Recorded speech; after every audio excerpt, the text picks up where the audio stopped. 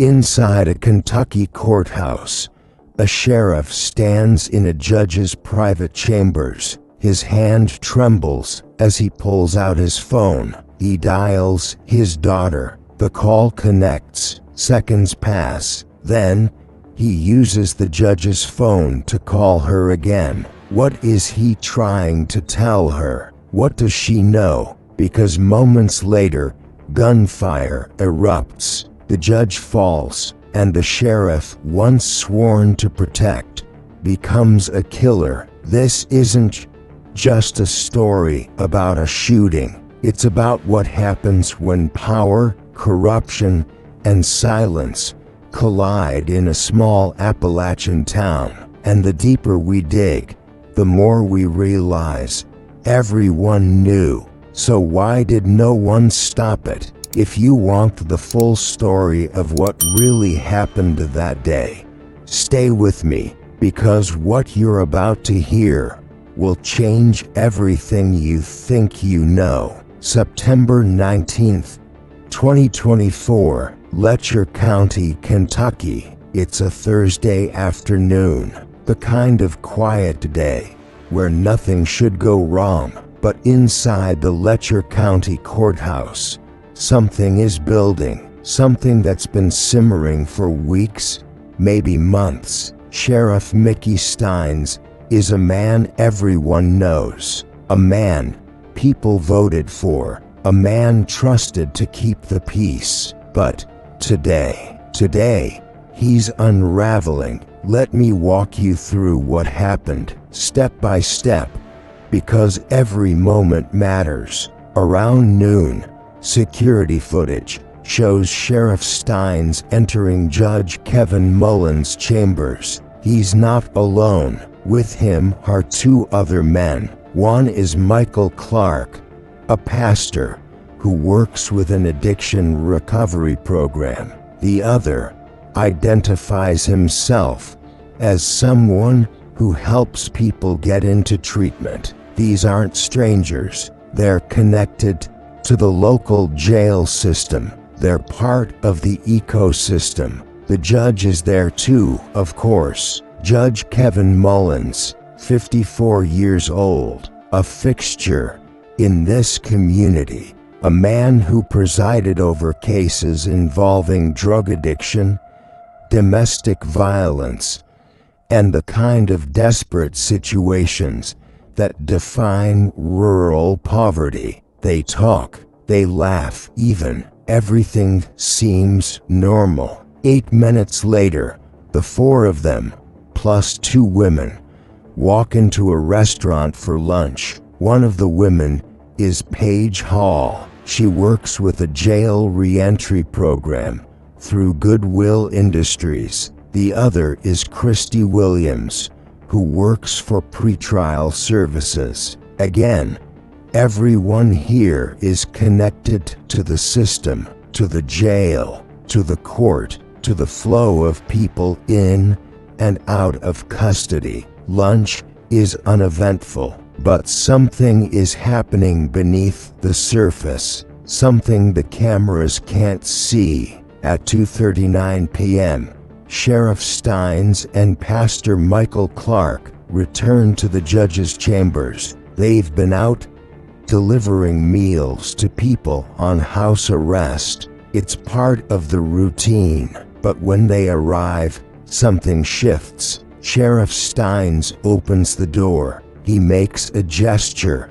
a motion with his hand. Get out. Everyone out. Now. The pastor, Paige, Tim, Christy, they all leave. Confused, maybe, but they leave. Now it's just two men in that room, the sheriff and the judge. Two men who've known each other for years. Two men who've worked side by side in this small-town justice system. At 2:47 p.m., Sheriff Stines pulls out his phone. He calls his daughter, Delilah. We don't know if she answers. We don't know what he says, but we know he makes the call. Then he picks up the judge's phone, and he calls her again. Why? Why does he need to reach her so desperately? What is he trying to confirm? What is he afraid of? At 2:52 p.m., Sheriff Mickey Stines pulls out his gun and he shoots Judge Kevin Mullins multiple times. The judge falls. He dies right there in his chambers. The gunfire echoes through the courthouse. Deputies rush in. Sheriff Stines doesn't run. He doesn't resist. He surrenders. And the first words out of his mouth, "I'm concerned they were going to take, or have taken, my wife and daughter." Who is they? What threat is he talking about? Because here's the thing, there was no threat. No one was coming for his family. No one had made any move against his wife or daughter. So why did he believe they were in danger? And what does that belief have to do with the man lying dead on the floor? But let's pause here for a moment, because to understand what happened in that room, we need to understand what happened in the hours before, the days before, the weeks before. Sheriff Mickey Stines didn't wake up that morning planning to kill anyone. By all accounts, he started his day like any other. He put on his uniform. He kissed his wife goodbye. He went to work, but somewhere between sunrise and 2:52 p.m., something fundamental shifted inside him. And if we want to understand this case, really understand it, we need to map that shift. We need to understand the pressure that was building. Let's talk about what it means to be sheriff in a place like Letcher County. It's not like being a cop in a city where you clock in, do your shift, and go home. In a town of 21,000 people, the sheriff isn't just a law enforcement officer. He's a public figure, a community leader,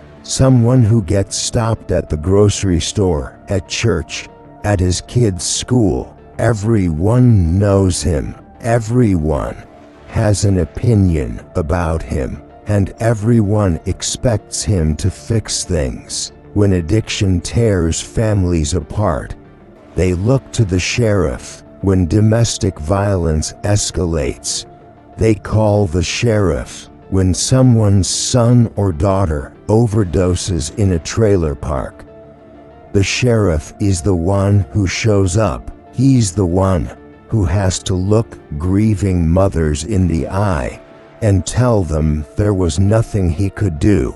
That weight, it accumulates day after day, year after year. Now had this. Sheriff Stines had been in office for years. He'd seen the opioid crisis devastate his community. He'd arrested the same people over and over again, watching them cycle through the system, getting clean, relapsing, getting arrested again, each time a little more broken than before. And he'd worked alongside Judge Mullins through all of it. They'd handled hundreds of cases together. They'd sent people to treatment. They'd given people second chances. They'd also sent people to prison when second chances ran out. They were partners in a system that, by all accounts, was barely holding together. But then came the rumors, and the rumors changed everything.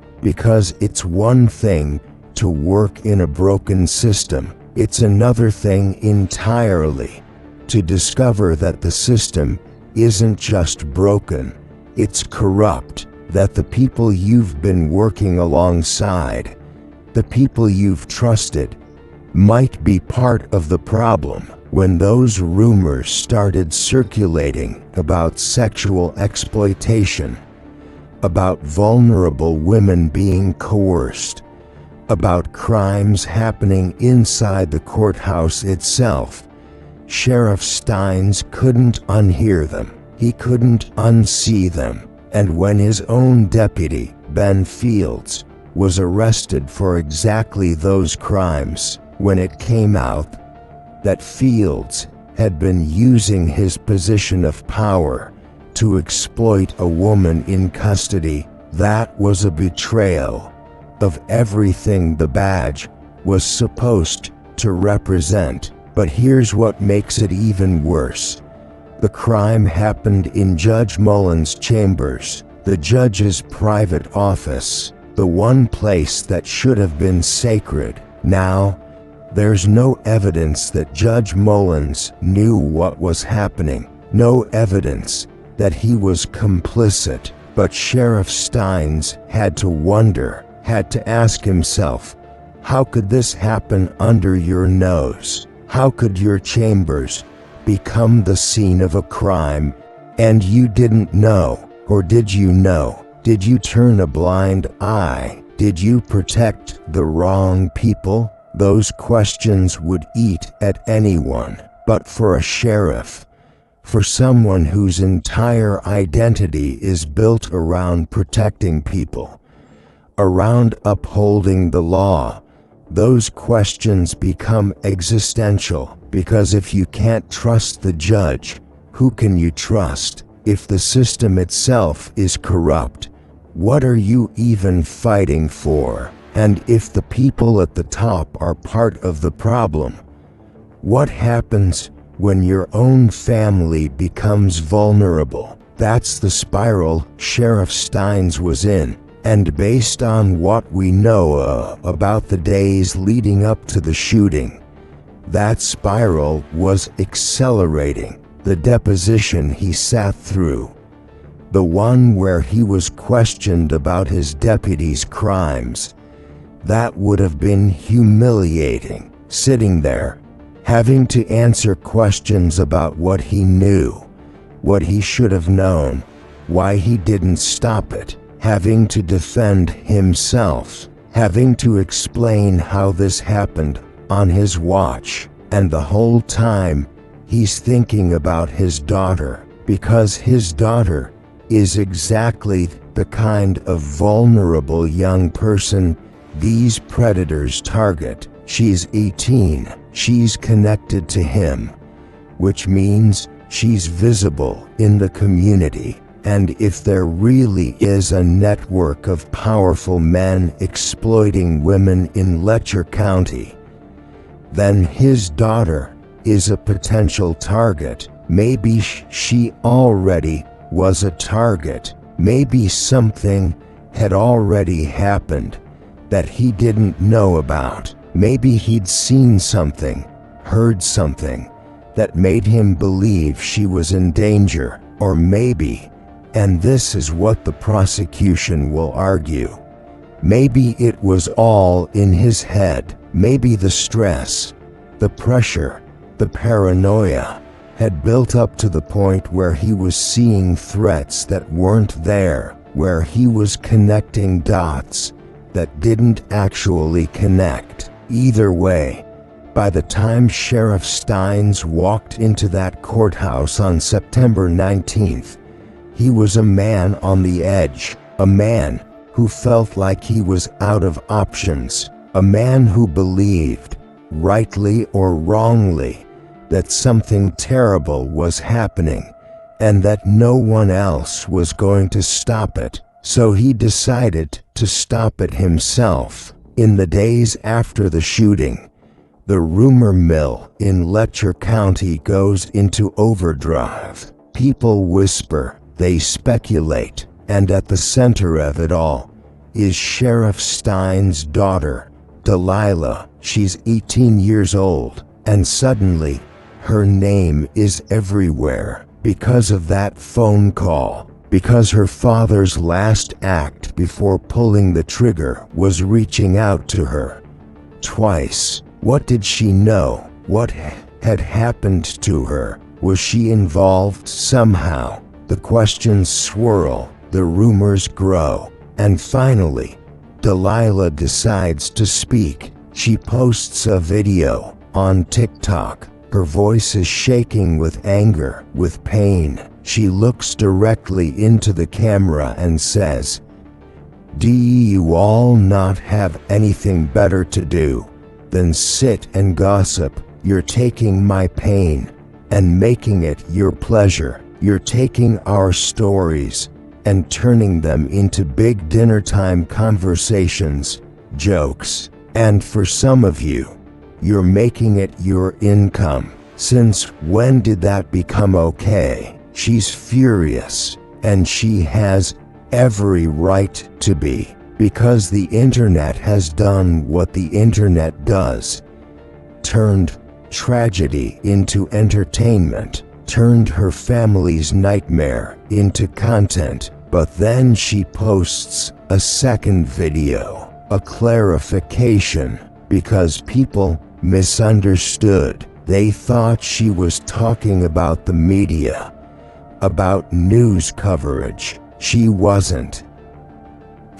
"I had good intentions with that video," she says. "A lot of you are asking, what stories? What do you mean by that?" "What I mean is the stories that were made up about me and the other party. I am aware of how serious this is. I was not talking about news or social media. I was simply talking about the people who sit at home behind a keyboard all day and say terrible things about my name. So, what were the rumors? What stories were people making up? We don't know for sure, but here's what we do know.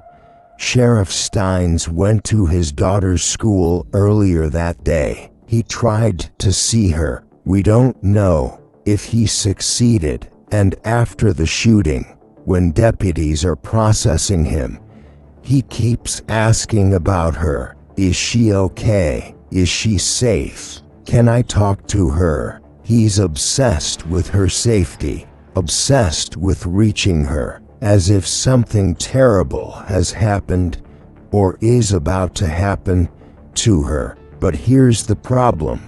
Nothing has happened to her, at least not in the way he seems to believe. So what was he afraid of? What had convinced him that his daughter was in danger? To understand that, we have to go back. We have to look at what was happening in Letcher County, because this isn't just about one man's breakdown. It's about a system.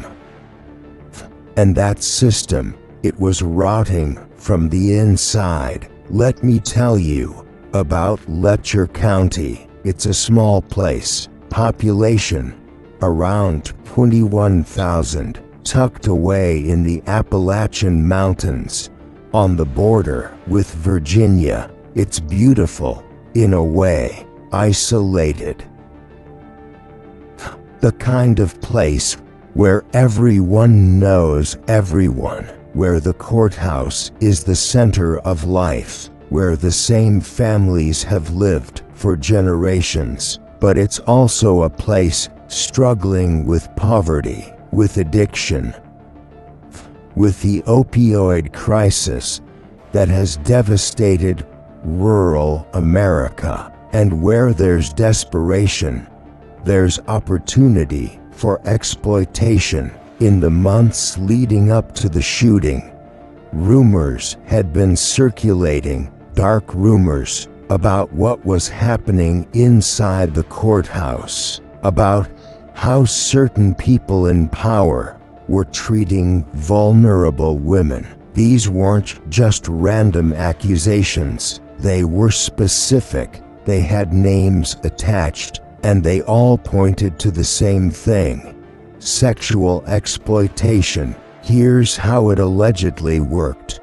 A woman gets arrested on drug charges. She can't afford bail. She's looking at jail time. But there's an alternative: an ankle monitor, house arrest, a chance to stay out of jail, to keep her job, to stay with her kids. But the ankle monitor program costs money, and if you can't pay, well, certain people might offer you a deal, a sexual favor, in exchange for waiving the fees. It's coercion, it's exploitation, and according to multiple sources, it was happening, not once, not twice, but systematically.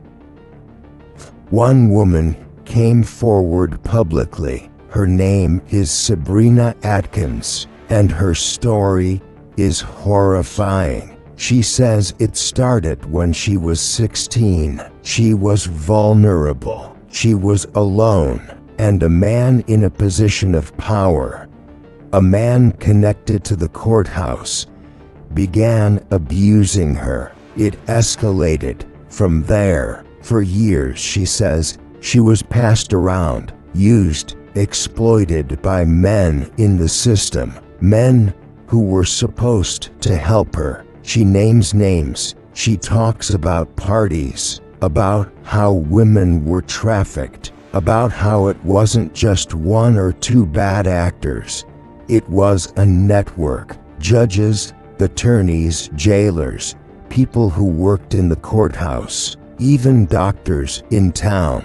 And here's the line that sticks with you.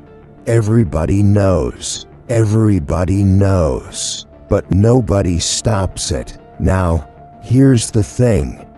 We haven't been able to independently verify all of Sabrina's claims. Some of what she says may be exaggerated. Some may be misremembered. But the core of it, the pattern of exploitation, that part is undeniable, because she's not the only one. There are lawsuits. There are other women coming forward. There are federal investigations into corruption in Letcher County, and Sheriff Mickey Stines, he knew about it. He had to, because his own deputy, Ben Fields, was arrested just days before the shooting, arrested for coercing a woman in his custody to have sex with him in Judge Mullins' chambers. Yes, you heard that right, in the judge's chambers. So when Sheriff Stines walked into that room on September 19th, he wasn't just walking into any room. He was walking into a place that had become a symbol of everything wrong with the system. But there's more. Just days before the shooting, Sheriff Stines was deposed. He was called to testify in a lawsuit involving his former deputy, Ben Fields, the one who was arrested for sexual misconduct. We don't know exactly what was said in that deposition. The transcript is sealed, but we know it was intense. We know Sheriff Stines was under pressure, and we know that after that deposition, something changed. According to his defense attorney, Sheriff Stines believed, truly believed, that his family was in danger, that they were coming for his wife and daughter, that he had to act. But who is they? The defense won't say, not yet. What we do know is this. On the day of the shooting, Sheriff Stines and Pastor Michael Clark went out to deliver meals. They drove to a more remote area than usual, and according to Clark, Sheriff Stines became paranoid. He felt like he was being lured into a trap, like someone was trying to isolate him. Was it real, or was it in his head? The defense will argue it was real, that the pressure, the corruption, the threats, it all built up, that Sheriff Stines had a mental break, that he genuinely believed his family was in imminent danger, and that in his mind, Judge Mullins was part of the threat, The prosecution will argue the opposite, that Sheriff Stines knew exactly what he was doing, that he was calm, collected, functional all day, that he carried out his duties as sheriff right up until the moment he pulled the trigger, and that this wasn't a breakdown. It was a choice. So who's right to answer that? We have to look at the people who were with him that day, the ones who saw him up close, the ones who might be able to tell us, was this a man losing his mind, or a man who made a calculated decision? Let's go back to those 4 people who were in the judge's chambers that day. Pastor Michael Clark, Paige Hall, Tim, Christy Williams. They're all connected to the jail system. They all work with people in custody, and they all spent time with Sheriff Stines. In the hours before the shooting, what did they see? According to early reports, they noticed something was off. Sheriff Stines wasn't himself. He seemed anxious, distracted, paranoid even. Pastor Clark, in particular, will be a key witness, because he was the last person alone with Sheriff Stines before the shooting. They delivered meals together, they drove together, and if Sheriff Stines said something, anything, that revealed his state of mind, Clark would know. But here's where it gets complicated. The day after the shooting, Pastor Clark posted a video online. In it, he said, before any investigation was complete, that this was all about mental illness, that people would find out it was mental illness. How did he know? What made him so certain? Was it something Sheriff Stines said to him, or was it something else? And then there's the grand jury testimony. According to transcripts that were later released, Pastor Clark told investigators that during their meal delivery, he felt like someone was trying to lure them into the mountains, that men on 4-wheelers were acting strange, that Sheriff Stines was afraid. But was that Sheriff Stines' fear, or Clark's? And if it was real, why didn't Clark report it? The other witnesses, Paige, Tim, Christy, they all seem to agree. Sheriff Stines was acting differently that day. But here's the question the jury will have to answer. Was it different enough to prove he was legally insane, that he didn't know right from wrong? Because that's the defense's only shot. Temporary insanity, a complete break from reality. And the problem? Sheriff Stines functioned all day. He went to lunch, he delivered meals, he walked into that courthouse and performed his duties, right up until the moment he decided to kill. But here's what makes this case even more complicated, what makes it impossible to untangle. The web of relationships in Letcher County runs deep. Think about it. Sheriff Stines and Judge Mullins weren't just colleagues, they were friends. They'd worked together for years. Their families knew each other. They attended the same community events. They were part of the same small-town fabric. And that's what makes the shooting so shocking. This wasn't a stranger killing a stranger. This wasn't even an enemy killing an enemy. This was one pillar of the community destroying another. But what if that friendship was more complicated than it appeared? What if Sheriff Stines knew things about Judge Mullins, things that had been kept quiet, things that, once revealed, would shatter the judge's reputation.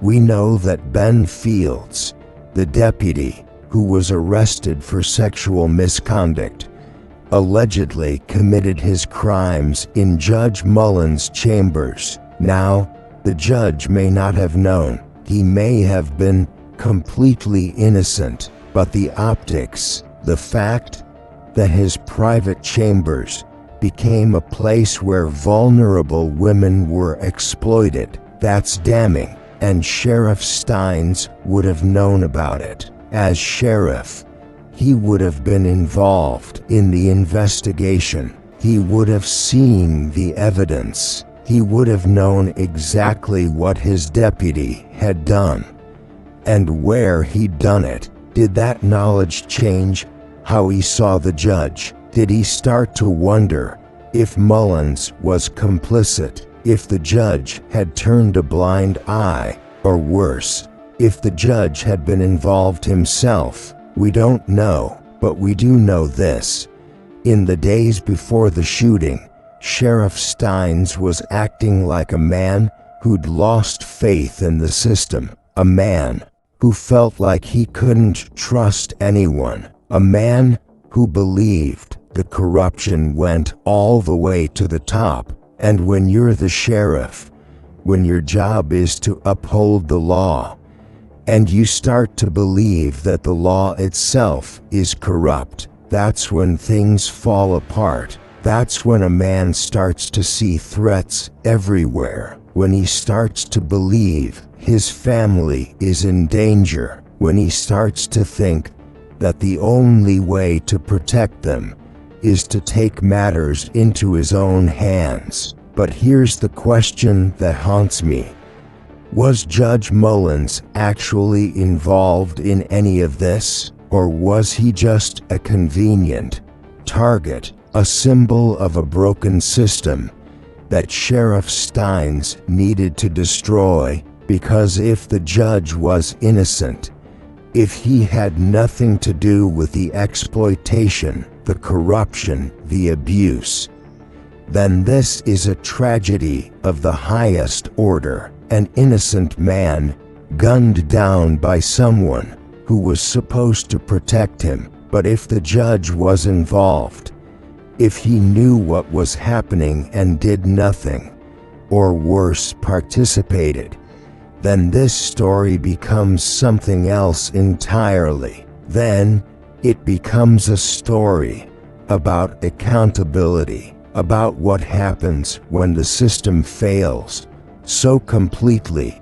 that someone decides to become judge, jury, and executioner. The truth probably lies somewhere in between, in that gray area where most real-life stories live, where people aren't purely good or purely evil, where everyone has secrets, where everyone has made compromises. And that's what makes this case so difficult to judge, because depending on what you believe about Judge Mullins, depending on what you think was really happening in Letcher County, Sheriff Stines is either a murderer or a desperate father who saw no other way out. The jury will have to decide, but before they do, they'll have to wade through layers of rumor, allegation, and small-town politics.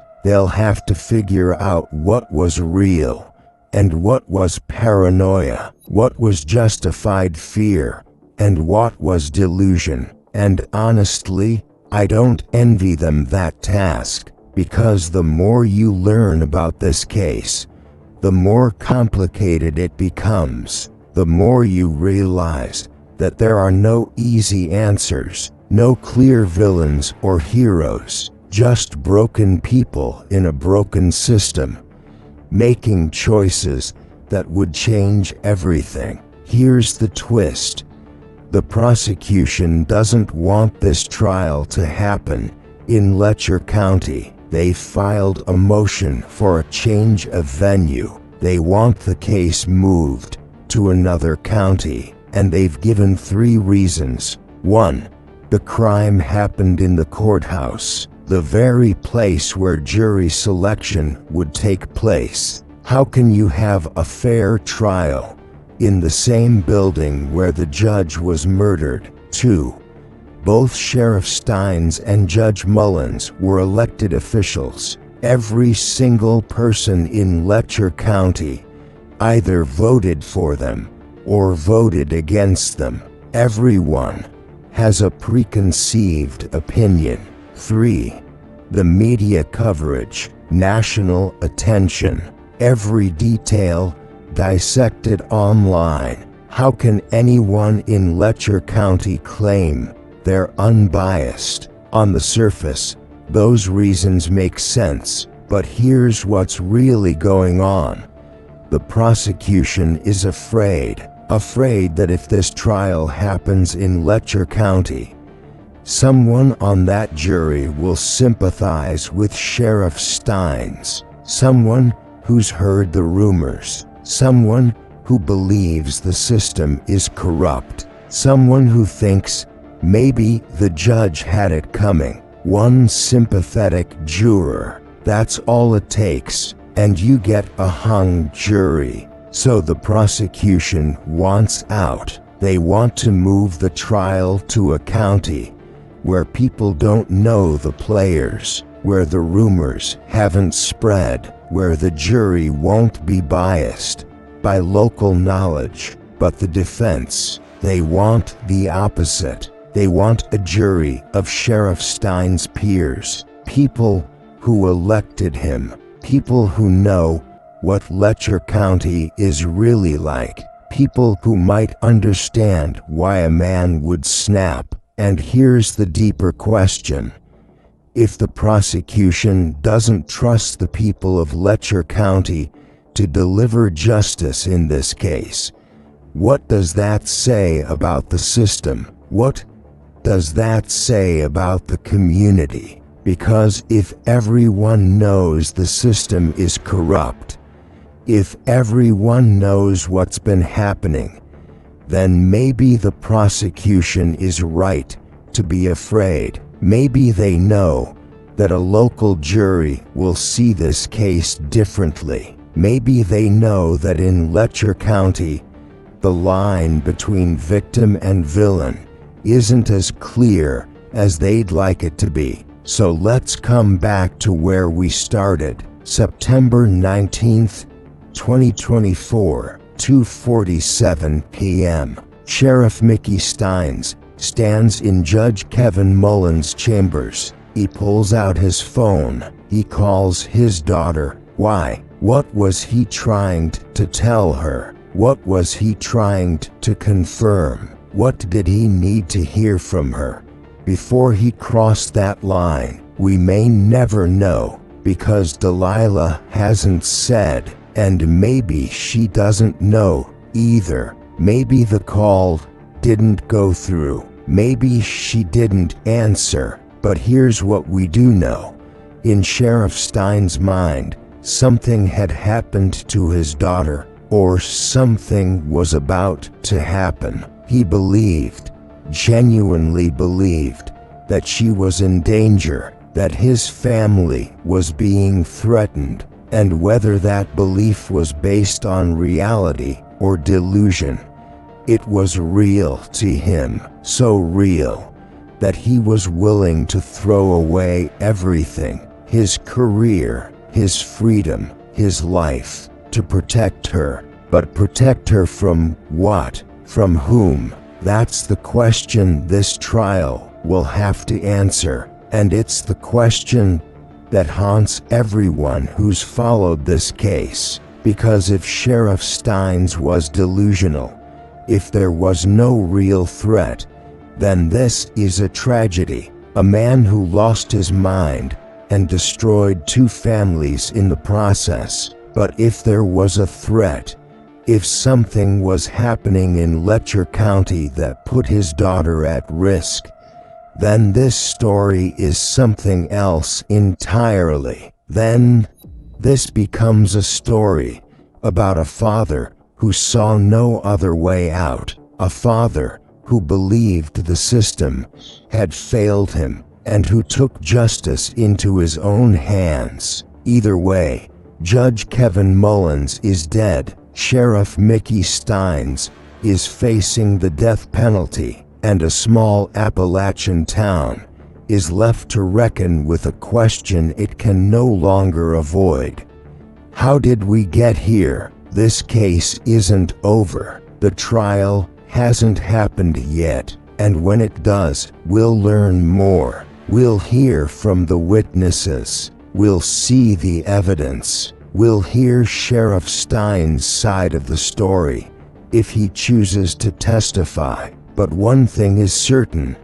This isn't just about one shooting in one courthouse. It's about what happens when power goes unchecked, when corruption festers, when vulnerable people are exploited, and no one stops it. It's about what happens when everyone knows, but no one speaks. And it's about a father who made a phone call to his daughter and then pulled the trigger. We may never fully understand why, but we can't stop asking, because the answer matters, not just for Sheriff Stines, not just for Judge Mullins' family, but for every person who's ever been trapped in a broken system, every person who's ever felt powerless, every person who's ever wondered, how far would I go to protect the people I love? That's the question at the heart of this case, and it's a question that will haunt Letcher County for a long time to come. If this story left you with more questions than answers, I think you'll want to see what I've uncovered next. Check the video on your screen now. I believe it was made for you.